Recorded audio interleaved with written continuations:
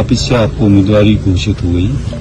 जी अल्हम्दुलिल्लाह, मैं बैरिस्टर असदुद्दीन अवैसी साहब का तहे दिल से शुक्रिया अदा करता हूँ कि उन्होंने एक बार फिर से मुझ पर यकीन एतमाद जताया और उन्होंने औरंगाबाद ईस्ट से मुझे लड़ाने का फैसला किया है।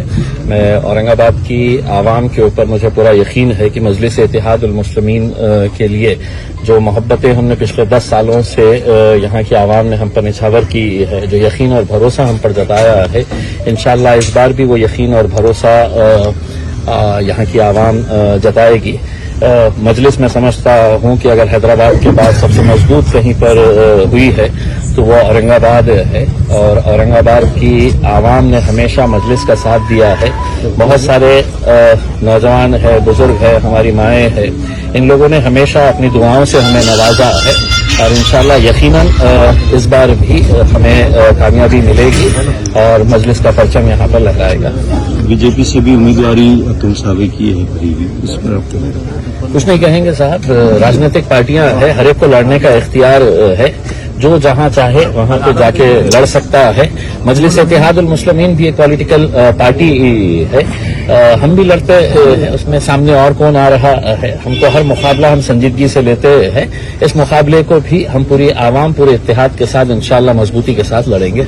आपस में थोड़ी नाइत्तेफाकी है वो भी सब दूर करने का मामला। देखिए यकीनन जो अपने होते हैं उन्हें ही नाराज होने का इख्तियार होता है और नेचुरल है कि जब एक पार्टी के अंदर बहुत सारे लोग काम करते हैं, बहुत सारों की ख्वाहिश होती है, तो किसी एक का जब फैसला होता है तो बड़ा नेचुरल सा है कि दूसरे जो हकदार है उनको थोड़ी नाराजगी होती है। लेकिन मुझे यहाँ की पूरी आवाम के ऊपर मेरे जितने भी साथी है, देखिए मजलिस इत्तेहादुल मुस्लिमीन यहाँ पर जो कामयाबी हासिल की है किसी एक शख्स की वजह से नहीं हुआ है। मेरे पास एक दीवानों की फौज है, जुनूनियों की फौज है यहाँ पर, हर पदाधिकारी हर कार्यकर्ता उसमें नाराजगी थोड़े वक्त के लिए यकीनन रहेगी और रहनी भी चाहिए।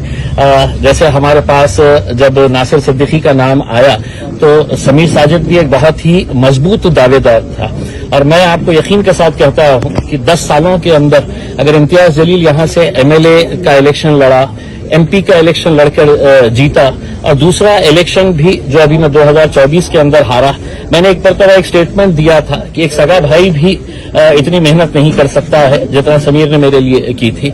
लेकिन यकीनन वो भी एक स्ट्रांग दावेदार था और आगे एक अच्छा उसको भी इंसाफ दिया जाएगा।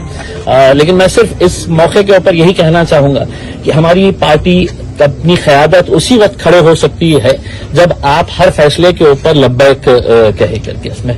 तो यकीनन समीर जो है वो मेरा छोटा भाई है, उसने हमेशा से मुझसे ये बात कहते हुए आया है कि मेरा यकीन मेरा भरोसा जो है वो इम्तियाज जलील तुम्हारे ऊपर है करके उसमें। तो मेरे से जब नाराज है वो तो उसका पूरा हक है, पूरा इख्तियार है, लेकिन मुझे पूरा यकीन है जितनी मेहनत इम्तियाज जलील खुद करेगा उससे कुछ ज्यादा मेहनत जो है वो समीर साजिद और उसके साथ रहने वाली पूरी टीम करेगी इंशाअल्लाह। सबसे पहले तो मैं इम्तियाज भाई को मुबारकबाद दूंगा कि असद साहब ने उनको जो है तो आज औरंगाबाद ईस्ट से जो है तो कैंडिडेट बनाया है। 2 बार जो दीवार नहीं गिर सकी, इंशाअल्लाह इस बार इम्तियाज जलील साहब उस दीवार को जरूर गिराएंगे और इस कॉन्स्टिट्यूएंसी से जो है तो एमएलए बनेंगे। साथ ही मैं नासिर सिद्दीकी साहब को भी मुबारकबाद देता हूँ, इंशाअल्लाह उनके लिए भी मेहनत करेंगे, जमात को मजबूत करने के लिए मेहनत करेंगे।